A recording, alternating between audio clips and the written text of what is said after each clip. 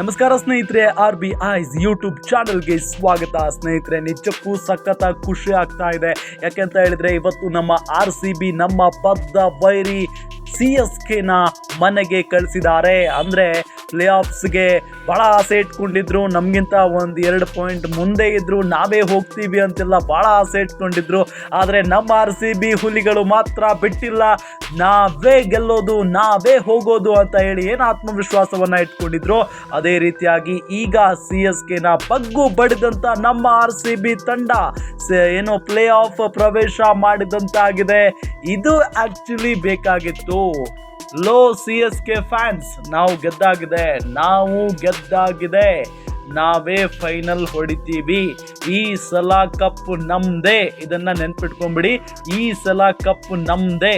ಎಷ್ಟೊಂದು ಹೀಯಾಳಿಸ್ತಾ ಇದ್ರಲ್ಲ, ಸತತವಾಗಿ ಕಂಟಿನ್ಯೂ ಆಗಿ ಮ್ಯಾಚ್ ಸೋಲ್ತೀರಾ, ನೀವೆಲ್ಲಿ ಪ್ಲೇ ಆಫ್ಸ್ ಬರಬೇಕು, ಹಾಗೆ ಹೀಗೆ ಹೆಂಗೆ ಇವಾಗ ಬಗ್ನಿ ಗೂಟ ಇಟ್ವಿ ತಾನೇ. ಇದು RCB ಅಂತ ಅಂದರೆ ಎಂಥ ಬ್ಯಾಟಿಂಗ್ ಗುರು ನಮ್ಮ RCB ಪ್ಲೇಯರ್ಸು. ಒಬ್ಬೊಬ್ರು ಸಖತ್ತಾಗಿ ಆಡಿದ್ರು. ನೀವು ಕೂಡ ಮ್ಯಾಚ್ ನೋಡಿರ್ತೀರಿ. 218 ರನ್ ಟಾರ್ಗೆಟನ್ನು ಕೊಡ್ತಾರೆ. ಓಪನರಿಂದ ಹಿಡ್ಕೊಂಡು ಎಲ್ಲರೂ ಸಖತ್ತಾಗಿ ಆಡ್ತಾರ್ರಿ.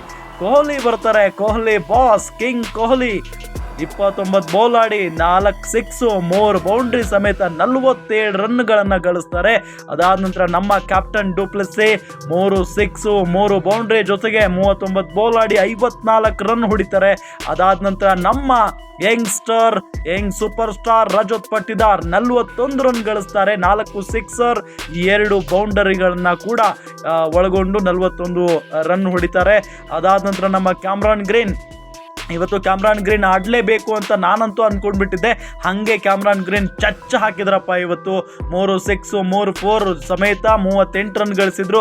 ಅದಾದ ನಂತರ ನಮ್ಮ DK ಬರ್ತಾರೆ. DK ಬಾಸ್ 1 ಸಿಕ್ಸು 1 4 6 ಬಾಲ್ ಆಡಿ 1 ಸಿಕ್ಸು 1 4 ಹೊಡೆದು 14 ರನ್ ಹೊಡೆದು ಔಟ್ ಆಗ್ತಾರೆ.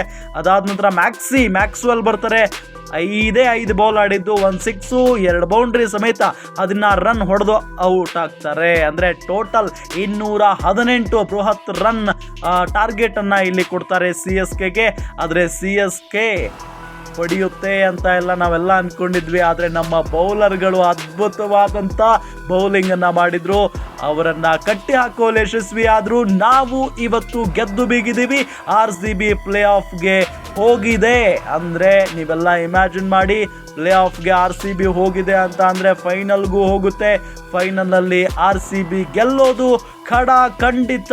ಇದು CSK ಅವರಿಗೆ RCB ಬಗ್ಗೆ ಒಂದು ಎಚ್ಚರಿಕೆ. RCB ಯಾವತ್ತೂ ಕೂಡ ಸೋಲಲ್ಲ.